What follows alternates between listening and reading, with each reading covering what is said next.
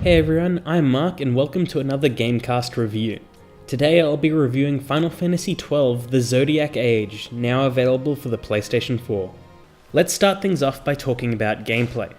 The original Final Fantasy XII was released in 2006 and divided the fanbase due to its mix of traditional Final Fantasy RPG elements and MMO-style gameplay.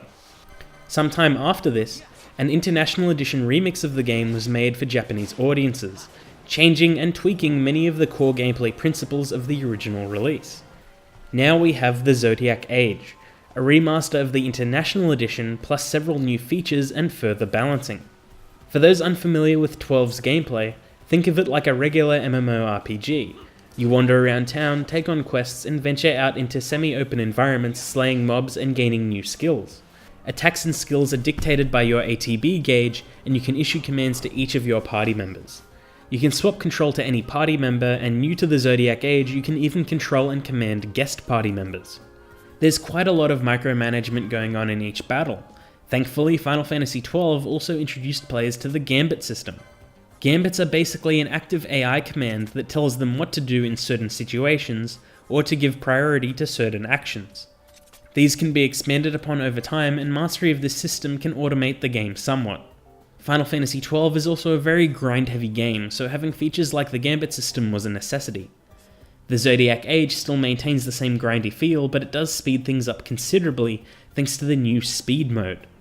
At any time in gameplay, you can speed the game up by double or even quadruple its regular pace. This makes long treks through the environment much quicker, chaining together kills for the best loot less tedious, and the flow of combat punchier. The Zodiac Age has also reintroduced the job system, allowing each character to grow into a specific role. Each job has an accompanying license board, and it's here that you gain the license to use new pieces of equipment or skills. Partway into the game, each party member will gain access to a second job, making it possible to create unique and devastating combos.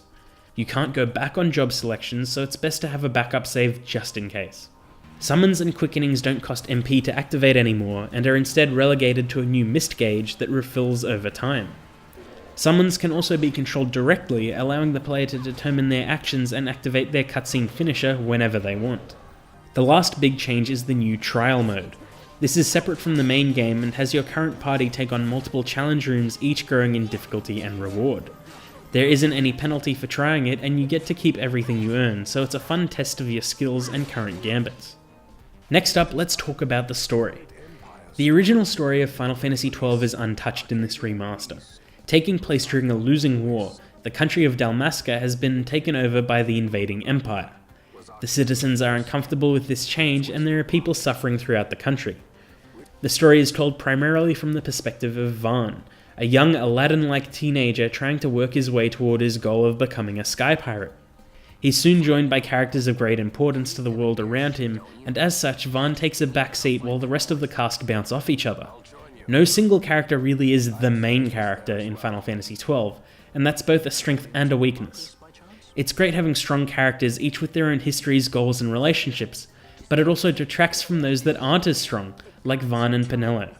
It's a story told on a grander scale than most other Final Fantasies, and its political tones tend to sound like ramblings in long play sessions. Next is the game's graphics, performance, and sound. Final Fantasy XII has undergone a fresh HD remaster, and it's great to see the game in a form closer to what was originally intended. It still looked great on PS2, but now it's cleaner, Vaan's abs don't look like they were painted on, and many of the characters' faces look more like the concept art jumped off the page. The mingling of different and unique races across Ivalice was great then, and it's still great now. There are also plenty of pre-rendered cutscenes scattered throughout the main narrative, and these still look fantastic. However, it is still a product of its time, and some animations are clunky while a few character models suffer from glued fingers. The new speed mode makes animations border on hilarious, especially when the speed is quadrupled. The HUD has been cleaned up a bit, but I often filled it with the new overlay map to help me in exploration. The environments are cleaner, and some of the environmental puzzles are a bit more obvious, but not too much has changed on this front.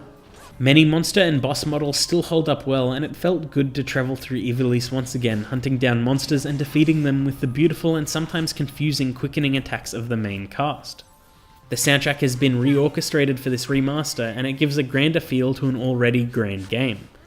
The original soundtrack is still available and it still holds its own just fine. The character's audio, while good in both releases, still sounds a bit echoic. Everyone does a great job, but much like the original release, Balthier steals the show as the self-proclaimed leading man and gentlemanly sky pirate. I had a great time playing Final Fantasy XII again. I was initially worried as these types of games are huge investments and I'd already technically played it once before.